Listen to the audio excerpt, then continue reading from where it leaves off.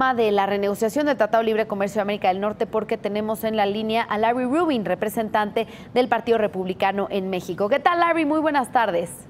Susi, muy buenas tardes y muchas gracias. Gracias por la comunicación. Pues bueno, ante este panorama en el que ya hemos escuchado al secretario de Economía, Ildefonso Guajardo, también las declaraciones de Wilbur Ross, también de Justin Trudeau, ¿cuáles son tus expectativas para llegar a un acuerdo del Telecán? Muchos han dicho que el 17 de mayo pues está imposible, pero será este mes, será hasta después de las elecciones. ¿Cuál es el panorama que tú vislumbras?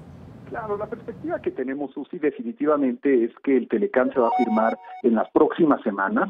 Lo vemos muy factible, obviamente ya está faltando este último 10%. Es un 10% difícil, Susi, porque son los temas que se han quedado rezagados de las diversas rondas que han tenido los tres países, pero creo que es una parte difícil en donde las tres naciones empiezan a ceder espacio para asegurarse que el Telecán sea un instrumento útil y un instrumento importante para las tres naciones. En mi particular punto de vista, yo creo que sí va a ser en el mes de mayo, pero sin duda alguna, Susi, sí va a ser antes de las elecciones en México, porque es importante no solamente para México, sino también políticamente hablando para Estados Unidos.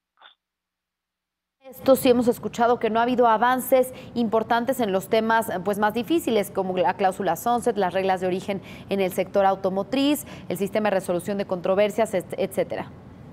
Sí, y al parecer se ve como una serie de obstáculos importantes, pero la realidad es que cada uno de los países ha establecido su postura con respecto a cada uno de estos puntos y ahora va a ser la oportunidad de llegar a acuerdos y consensos, y yo creo que la clave son los consensos. La próxima semana esperemos se reúnan nuevamente Ildefonso Guajardo, Chrystia Freeland de Canadá, al igual que Robert Lighthizer de Estados Unidos, para dirimir y llegar ya a consensos finales sobre los puntos más complicados.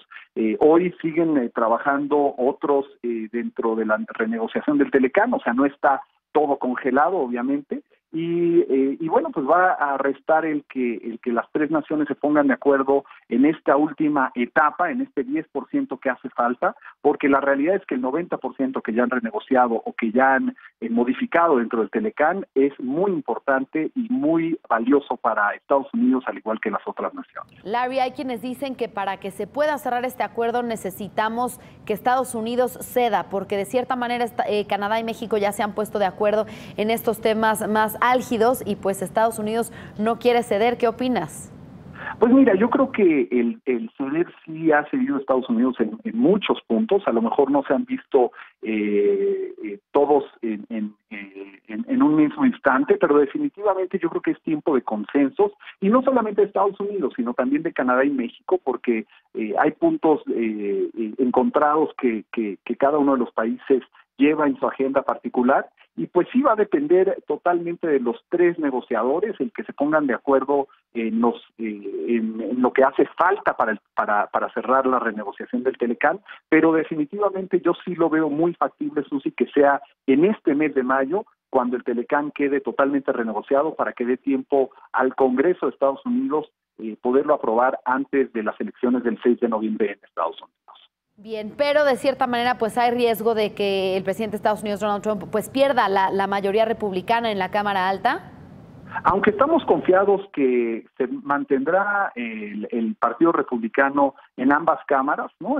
Lo que generalmente sucede es a un presidente que entra, su Congreso le cambia en mitad de su periodo, pero creemos y estamos confiados que este no será el caso ni en la Cámara de Senadores, donde tenemos mayoría los republicanos, como de igual forma en la Cámara de Representantes, y bueno, hacia allá se está trabajando para asegurarse que los republicanos mantengan el control de ambas cámaras.